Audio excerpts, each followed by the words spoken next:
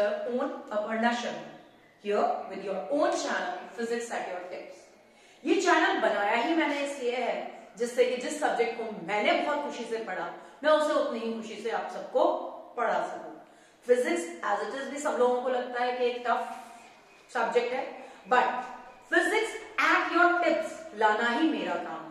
So viewers, if you like my channel, then do please subscribe my channel, press the bell icon and give a definite like to me.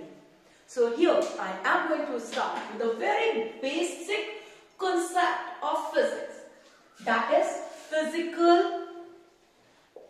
quantity. Children, what do you mean by physical quantity?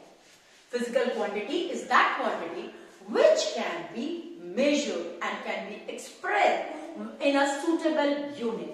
किसी भी quantity को आप major करिए, major करके उसे एक suitable unit से explain करिए, तब जाके आपकी बनती है एक प्रॉपर फिजिकल क्वांटिटी. अब मान लो मैं आपसे कहती हूं कि एक टेबल की लेंथ 3 है. ऑफ कोर्स आप मुझसे पूछना चाहोगे आपको क्या लगा 3 है, तो 3 होने का मतलब क्या है बेटा? 3 होने का बेसिक मतलब ये है कि 3 न्यूमेरिकल वैल्यू पता लग गई कि 3 है. अब तुम्हारी मर्जी है, इसमें जिसका जो मना है लगा दे. ठीक है, 4 पॉसिबल कंडीशंस तो मैंने दे दी, उसके बाद तो तुम कुछ भी कर दो, तुम माइक्रोमीटर लगा दो, नैनोमीटर लगा दो. लेकिन क्वेश्चन उठता है कि मैंने शुरुआत में एक वर्ड बोला, एक टेबल की लेंथ 3 है. तो यदि आप एक टेबल की लेंथ मेजर करने जाओगे तो आप उसे कौन से यूनिट में सब उसे एक्सप्रेस करना पसंद करोगे, या आपके हिसाब से एक्चुअली उसे किस यूनिट में एक्सप्रेस होना चाहिए? अब ये 4 ऑप्शन आपके पास खुले हैं. बेटा 3 सेंटीमीटर की टेबल तो बस इतनी सी हो गई. क्या बनती है 3 सेंटीमीटर की टेबल? नहीं बनेगी. 3 मीटर की टेबल पॉसिबल है. 1 मीटर कंसिस्ट ऑफ तकरीबन 3 सवा 3 फुट. अब 3 पॉइंट समथिंग फीट. अब उस 3 पॉइंट समथिंग फीट का मतलब हो गया 3 times, that is approximately 10 foot.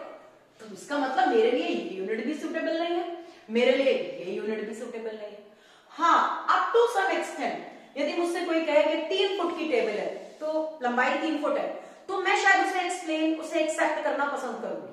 3 foot की टेबल तो एक्सेप्ट कर सकते हो बेटा, लेकिन 3 किलोमीटर की टेबल भी तुम एक्सेप्ट नहीं करोगे. इसका मतलब जब तक तुम न्यूमेरिकल वैल्यू देकर एक सुटेबल यूनिट नहीं लगाओगे तब तक तुम्हारी क्वांटिटी का एक्सप्रेशन सही नहीं आ सकता. इसी का दूसरा एस्पेक्ट यदि मैं आपको दिखाऊं, आपने मुझसे कह दिया एक टेबल है भाई, उसकी लंबाई fit.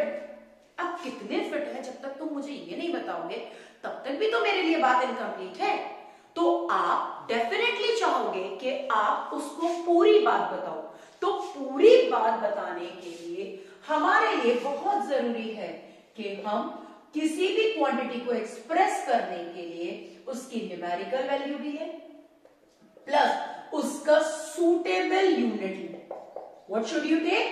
You should take a suitable unit. जब तक आप क्वांटिटी को proper numerical value plus suitable unit के साथ नहीं लेते तब तक वो क्वांटिटी इनकम्प्लीट रहती है, इनसफिशिएंट इंफॉर्मेशन रहती है एक्सप्रेस करने के लिए. ठीक है, अब आप एक कपड़ा खरीदने में, आपकी मम्मी ने कहा जाओ भाई ये कपड़ा खरीद लो. जब तक मम्मी आपको ये नहीं बताएंगी कि कपड़ा खरीदते हुए कितने मीटर कपड़ा लाना है, आप कैसे ले आओगे कपड़ा? अब सेंटीमीटर में तो कपड़ा लाओगे नहीं, किलोमीटर में भी कपड़ा नहीं लाओगे. तो एक सुटेबल यूनिट बना ना, मीटर. आ गया दिमाग में तुरंत कि हमें काय में लेना चाहिए? मीटर में लेना चाहिए. इसी वजह से किसी भी क्वांटिटी को हम मान के चलते हैं कि जब आप मेजर करते हो तो मेजर करते हुए उस क्वांटिटी के साथ प्रॉपर न्यूमेरिकल वैल्यू होनी चाहिए, एक सुटेबल यूनिट होना चाहिए, तब जाकर हमारी क्वांटिटी एक्सप्रेस होती है. I hope I have made this concept totally clear to you कि आप किसी भी फिजिकल क्वांटिटी को बिना न्यूमेरिकल वैल्यू प्लस बिना सुटेबल यूनिट के प्रॉपरली एक्सप्लेन नहीं कर सकते. Are you all clear with it? Okay, कोशिश बेटा मेरी हमेशा इस चैनल पे यही रहेगी कि मैं आप लोगों से उस लैंग्वेज में बात करूं जो हमारी आम रिलेटेड भाषा है, जिससे आप सब मुझसे कनेक्ट हो पाए। विल ट्राई कि हमारी लैंग्वेज में ना तो इंग्लिश प्रॉपर हो ना हिंदी प्रॉपर हो, so that we have a common language of common man where everybody can understand this language.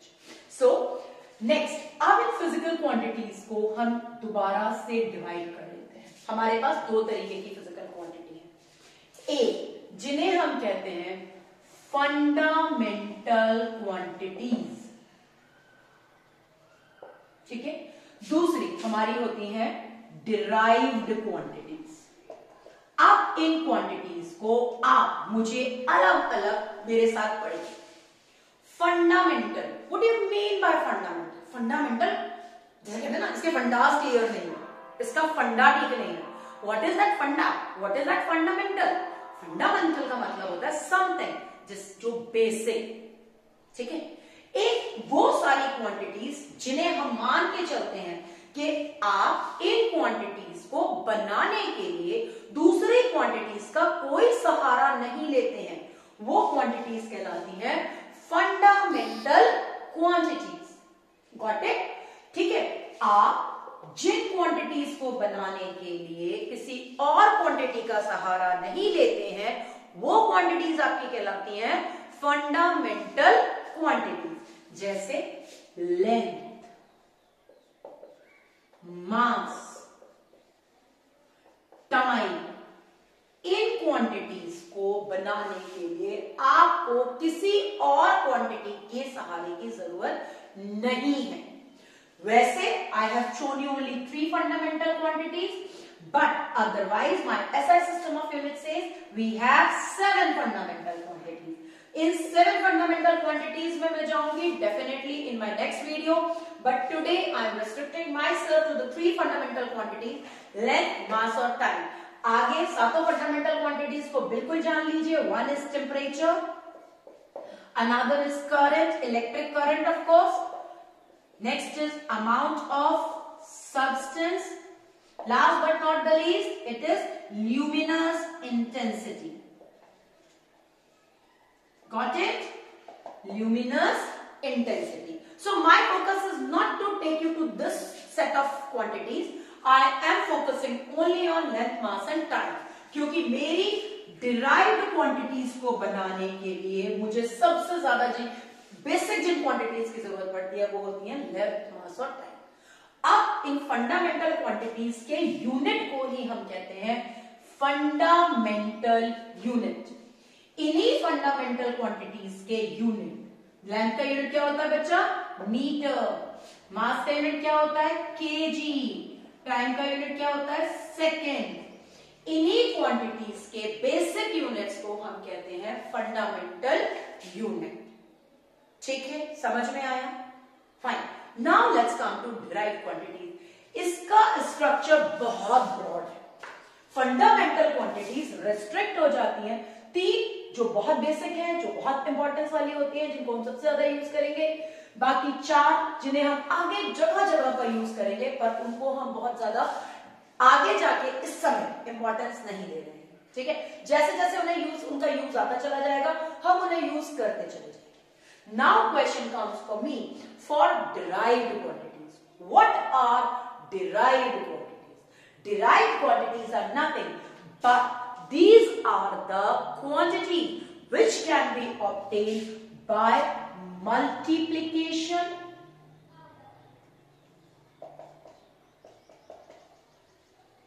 or division of fundamental quantities.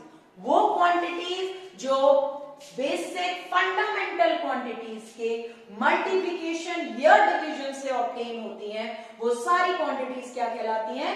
They are all known as derived quantities. Let me take you to the easiest possible example of derived quantities. The example for it is speed. सबसे basic है formula, आप सब जानते हो, and this formula says speed का मतलब distance upon time. समझ में आया? यदि इसके बेस में जाके देखो तो डिस्टेंस स्टैंड्स फॉर डिस्टेंस क्या होता है? एक तरीके का लेंथ। टाइम क्या होता है? टाइम तो टाइम ही होता है। तो इसका मतलब आपने स्पीड को बनाने के लिए लेंथ को टाइम से डिवाइड किया। यदि मैं इसका यूनिट बनाऊं तो लेंथ का यूनिट बन जाएगा मीटर, टाइम का यूनिट